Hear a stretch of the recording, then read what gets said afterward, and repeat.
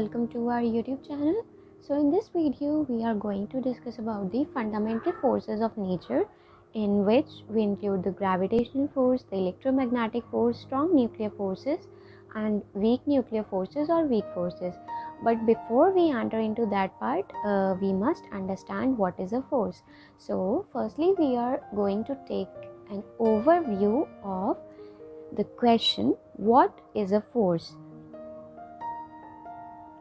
So guys, force is a word which we have all heard about in our earlier classes like 6th or 7th, and what we usually study in that is when you push or pull some object, you apply force on that object. Okay, like when you open a door, you either push or pull the door.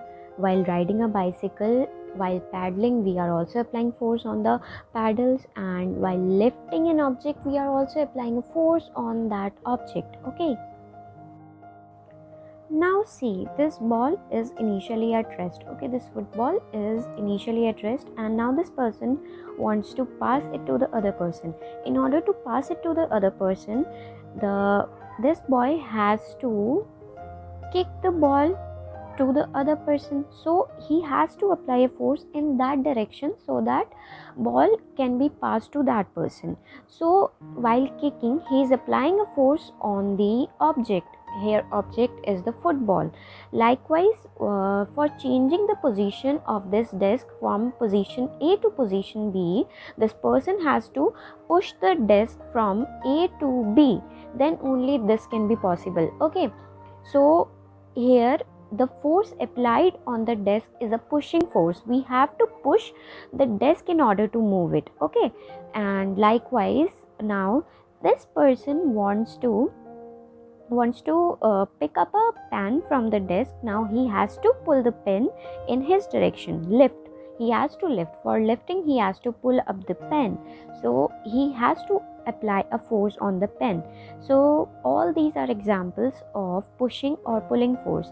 Okay, so we can also see other examples, like we have to continuously pedal our bicycle in order to keep it in motion, otherwise it will come to rest.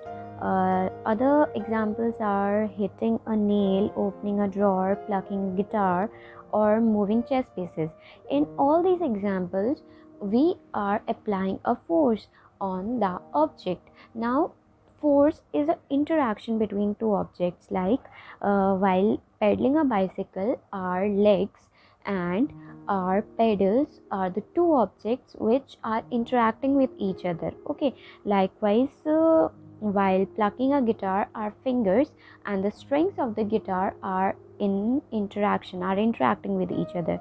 So there are two kinds of forces, one is pushing force and one is pulling force. So basic difference between pushing and pulling force is, pulling is when you apply the force on the object in order to move it towards yourself. Okay, you exert a force towards yourself in case of pulling, and in pushing it's the opposite, you apply a force away from yourself. Okay, like while opening a drawer, we are pulling the drawer. Okay, while hitting a nail with a hammer, we are applying a pushing force. So this is the basic difference between pushing and pulling force. Now see, both living and non-living objects can exert a force. For example, living, like when someone slaps you, you feel the pain. This is the pain which is created by the force which is applied by the slap. And when we stand in a great storm, we feel that the wind is exerting a force on us. And when we suspend a heavy object from a rope, the rope holds the block just as a man can hold it. So here the rope is a non-living thing and it can exert a force on the block, which is also a non-living thing. So basically both living and non-living things can exert a force, and the force can be exerted on both living and non-living. So like when we comb our dry hair, then we bring the comb close to the small pieces of paper, the pieces are attracted to the comb. This is the electrostatic force which we will study in the electrostatics chapter. So force is a push or pull upon an object resulting from the object's interaction with the another object.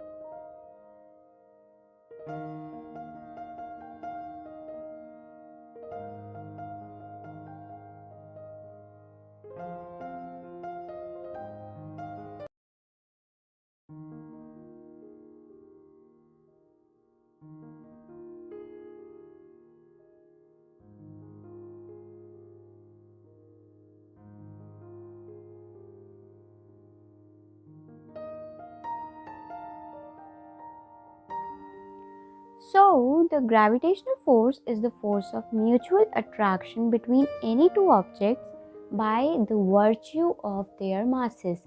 It means कि इस पूरे universe में जो भी object जिनके पास masses है वो एक दूसरे के ऊपर एक अट्रैक्टिव फोर्स लगाते हैं जिसको हम ग्रेविटेशनल फोर्स कहते हैं।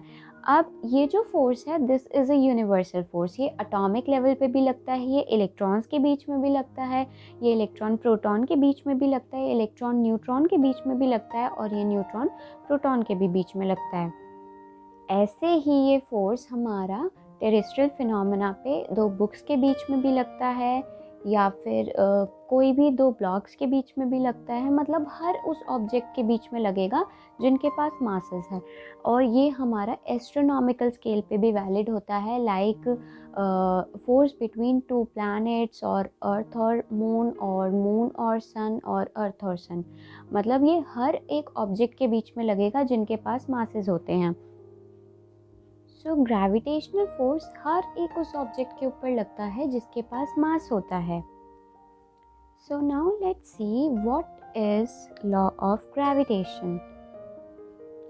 सो according to law of gravitation, the force of attraction between two point masses is F is equals to g m1 m2 by r square, where m1 and m2 are the masses of particles, r is the distance between the 2 point masses, and g is the universal gravitational constant, and its value is 6.67 into 10 to the power minus 11 Newton meter square per kilogram square. This is the value of force, the magnitude of force which will be acting between 2 point masses. This is only applicable for point masses. To find the net force, net gravitational force on an extended object, we have to use a different approach, and let's see this approach. So, to find the gravitational force on an extended object by another extended object, we have to write down the force on the first object, the one on which we have to find the net force by all the particles of the second object. Let's understand this approach by taking a simple example in which we are going to take the two extended objects be made up of 4 particles each. Okay, so let's see how we will calculate the net force on these two extended objects. First I want to clear that force is a vector quantity and we have to add all the forces vectorially to get the net resultant force on a particular object. Always remember, force is a vector quantity. And we will study about scalars and vectors in the upcoming videos also. So till now, just remember that force is a vector quantity and we have to apply the laws of vector addition and subtraction while calculating the net or resultant force. So let's see the approach by taking a simple example. Now see, this is the example. In this, both first and second object consist only 4 particles. Okay, and we have numbered these particles as 1, 2, 3 and 4. So for calculating the force on the first object, the gravitational force on the first object by the second object, we have to calculate the net force exerted by all the particles of the second object on all the particles of the first object.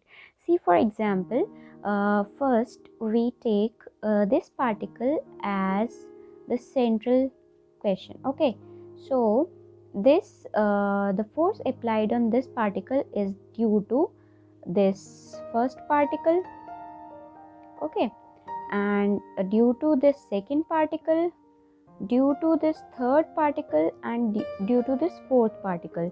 So this is the force exerted by the second object on the first particle of first object. Okay, similarly we have, so this will give a net resultant force on the force applied by the second object on the first particle of first object. Okay, similarly we got the net force on this particle of first object. Similarly we get net force on this particle also, and similarly we get net force on this particle also. So here we get 4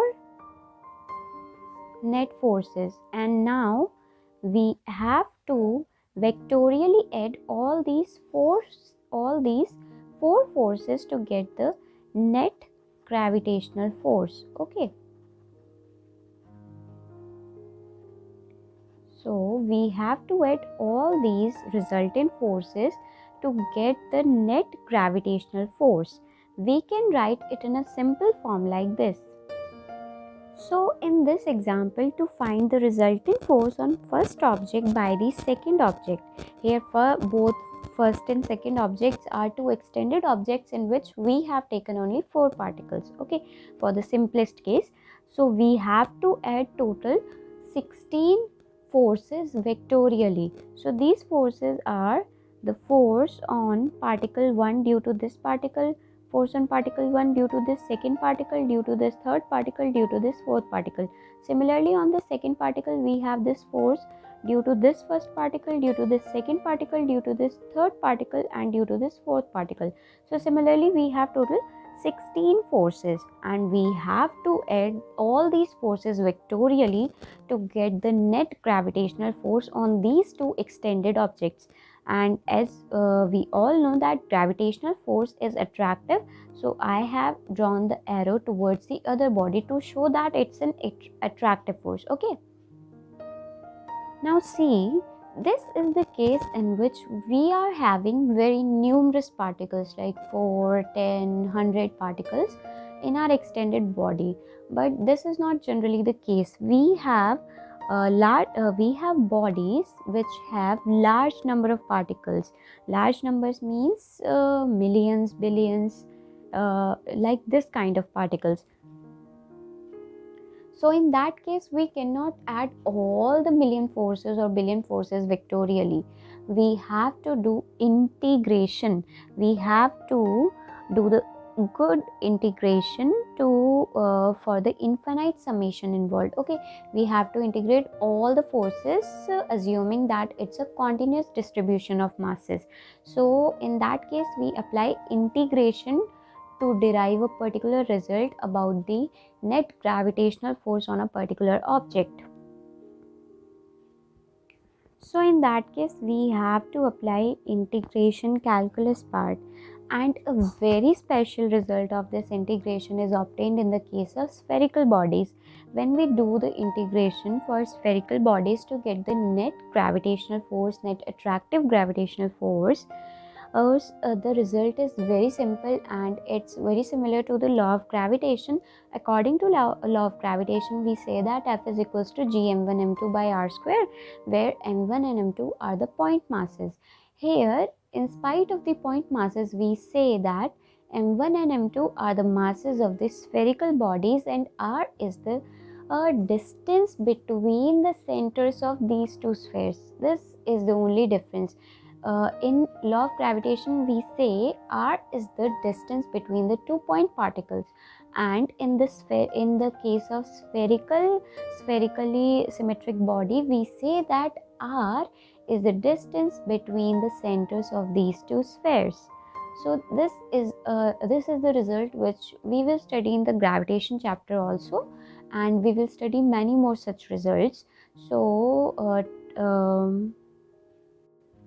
So this is the case of law of gravitation. In case of spherically symmetric objects, in this the r is the distance of separation between the two centers of the interacting spheres. The only difference in simple law of gravitation expression, we say that r is the distance between the point masses. In this, we can assume that the whole mass of the sphere is concentrated at the center of the sphere. So we say that r is the distance between two centers of the spheres. So, and we will study it in further classes for the coming videos of gravitation chapter also, and we will see many more such examples. As you can see, the value of universal gravitational constant is 6.67 into 10 to the power minus 11, which is a very small value. So basically, gravitational force is almost negligible for very small masses like electrons, protons, neutrons. For these cases, only electromagnetic force or electrostatic force is highly dominating, but gravitational force is not at all effective in those cases because overall the net gravitational force comes out very negligible as compared to the electromagnetic force. So basically, gravitational force plays a very important role in terrestrial phenomena mostly, and on astronomical scale also. Like, it plays a key role in large scale phenomena like the such as formation and evolution of stars, formation of galaxies, and the motion of planets around the sun, motion of moon around the earth. All these are clearly explained by our gravitational force.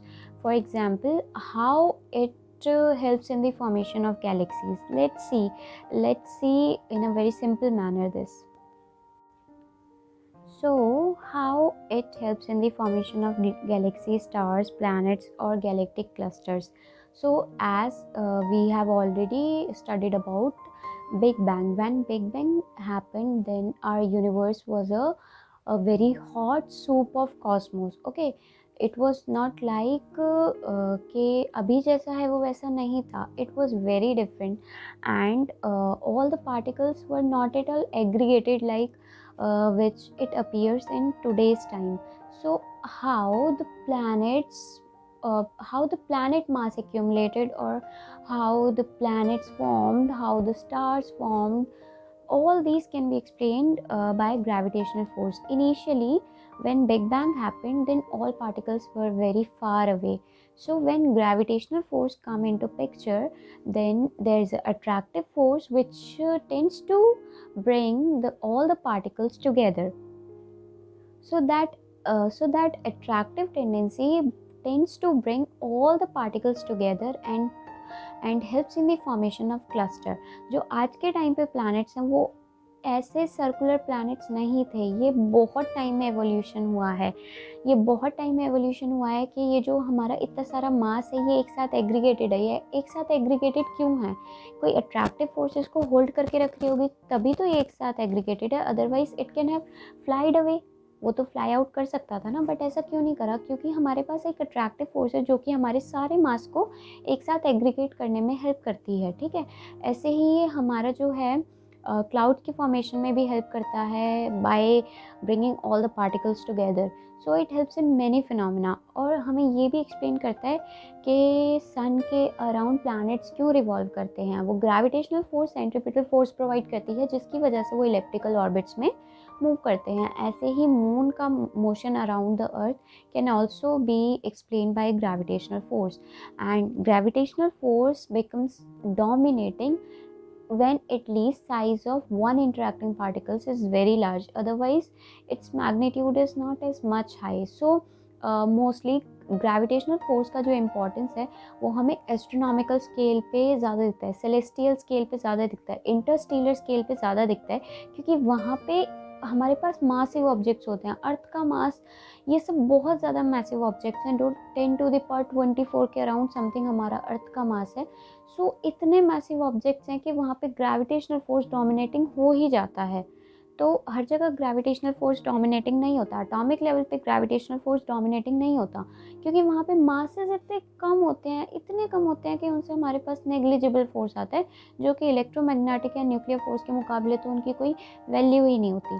तो gravitational force तब ज़्यादा dominating होती है जब at least एक particle तो बहुत भारी हो.